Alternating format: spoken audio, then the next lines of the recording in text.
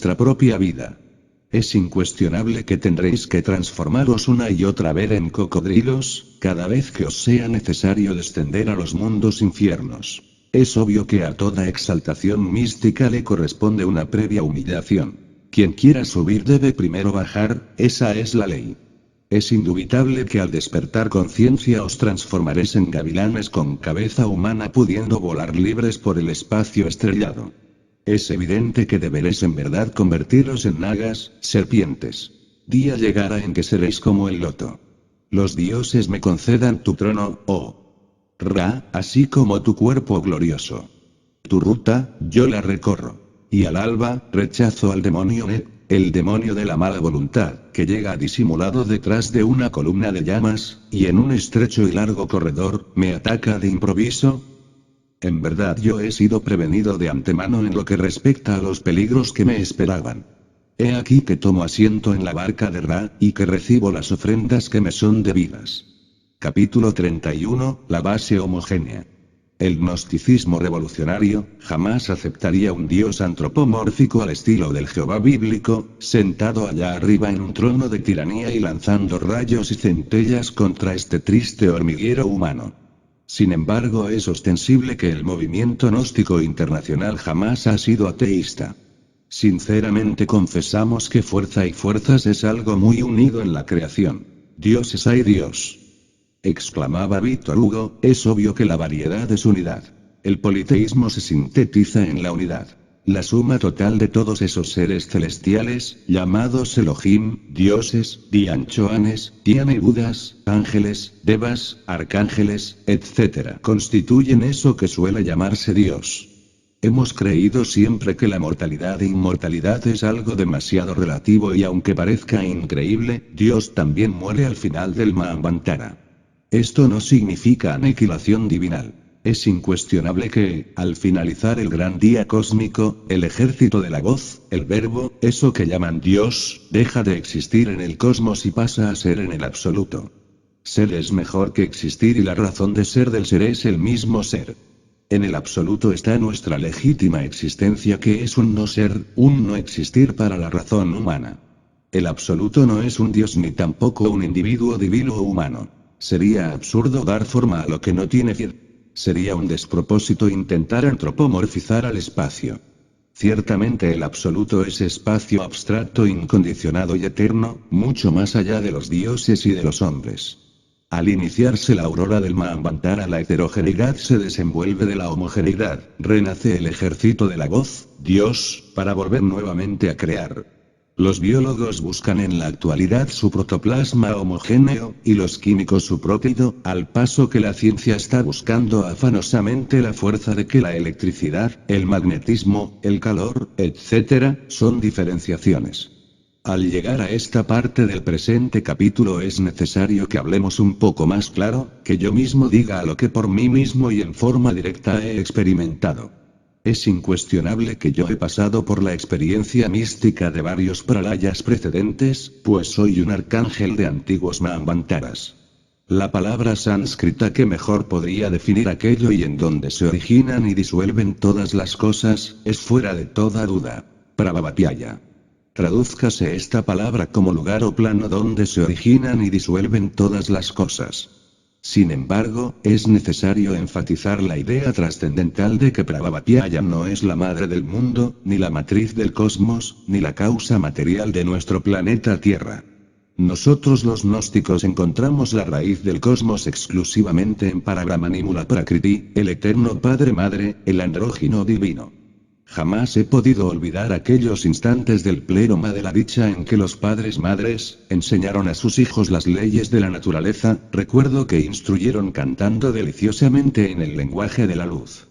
Es pues incuestionable que la esencia plástica existente por sí misma, la base homogénea del universo, debemos buscarla en Parabramanimula Prakriti, el uno, aquello, bajo dos aspectos.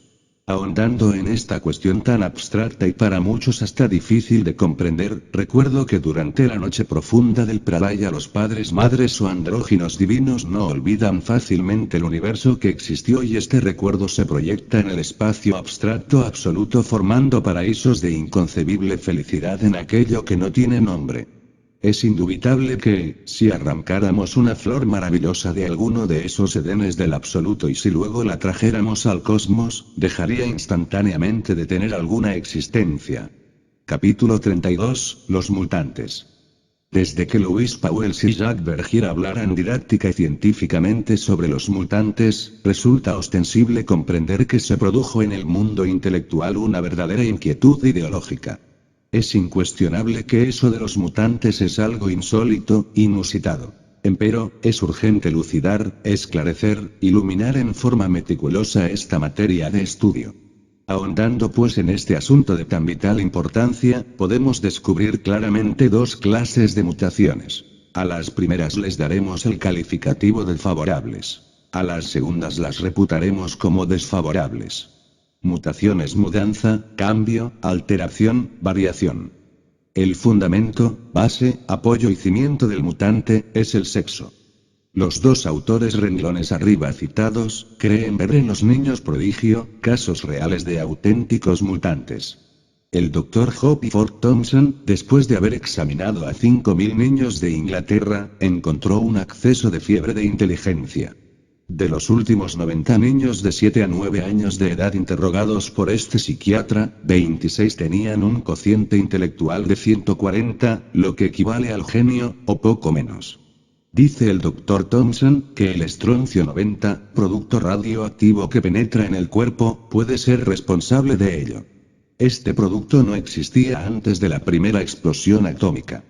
Dos sabios norteamericanos, C. Broeke y Robert K. Enrades, en su famosa obra titulada The Nature of Living Things creen poder demostrar que la agrupación de los genes sufre actualmente una perturbación y que, por el efecto de influencias todavía misteriosas, está apareciendo una nueva raza de hombres, dotada de poderes intelectuales superiores.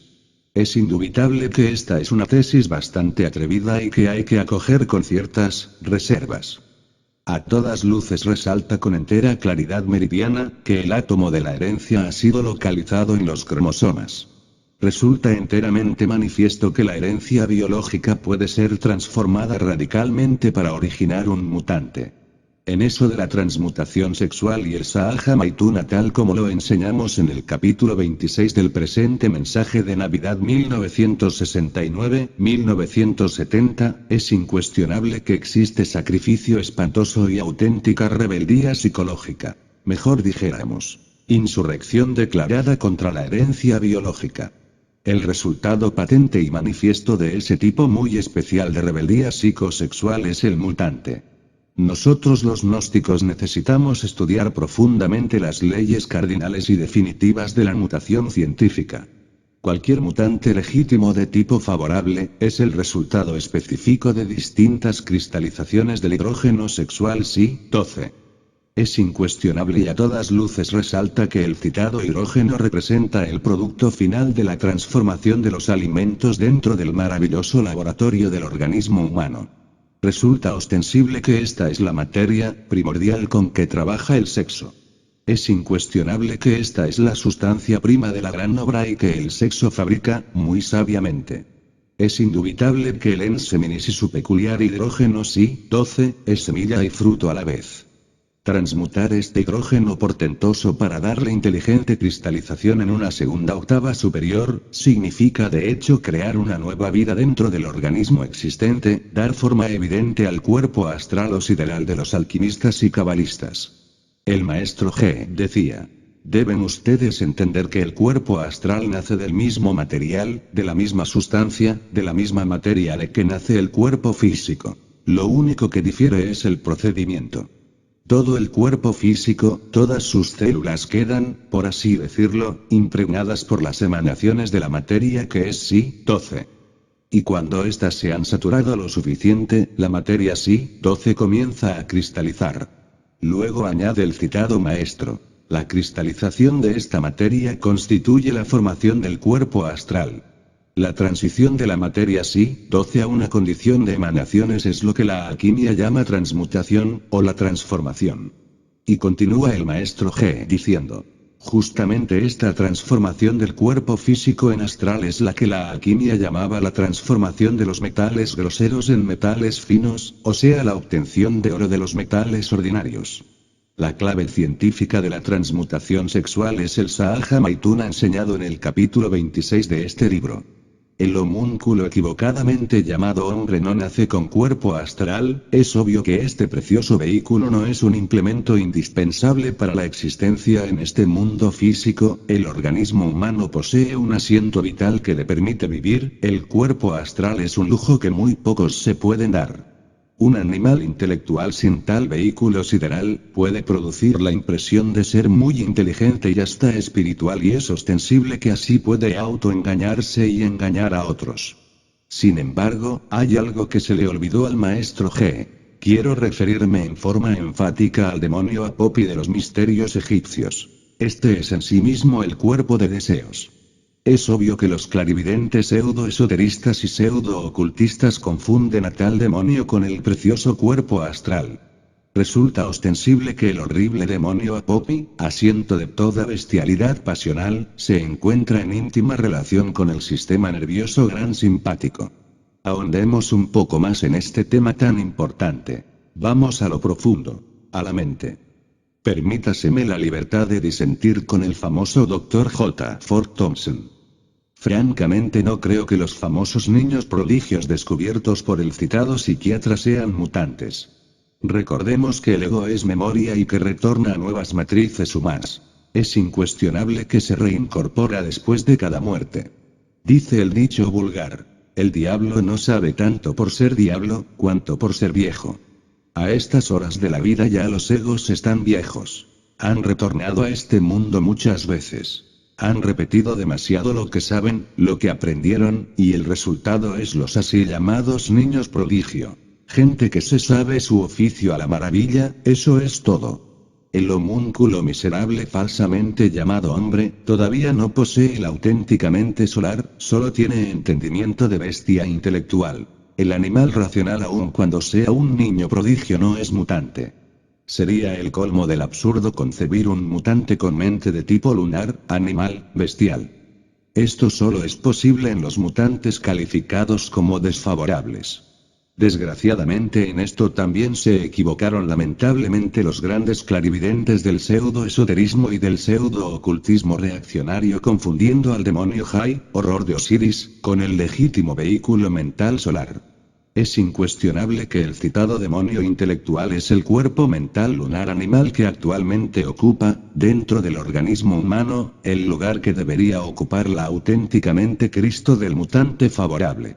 El animal intelectual no nace con el cuerpo mental de tipo solar, debe fabricarlo si es que quiere convertirse en un mutante favorable.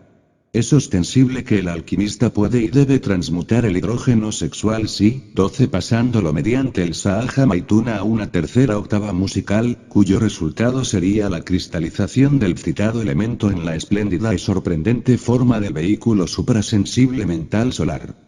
Esta es la mente Cristo del agnóstico, resultado extraordinario de la mutación sexual. Este tipo específico de mente difiere tanto del intelecto animal como el agua del aceite.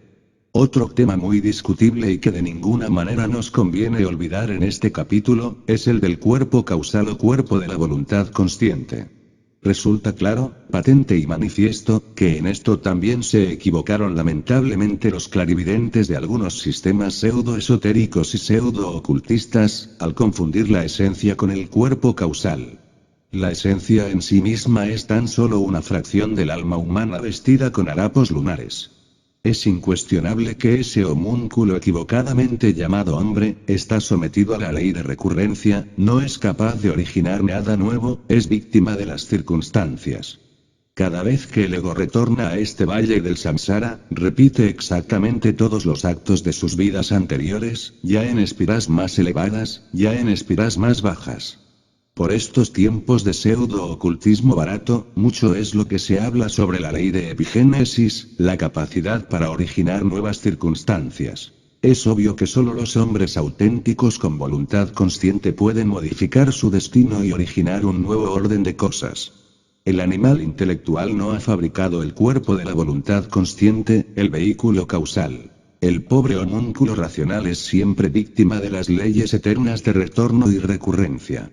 Es indubitable que el puesto que dentro de nosotros debería estar ocupando el cuerpo causal, está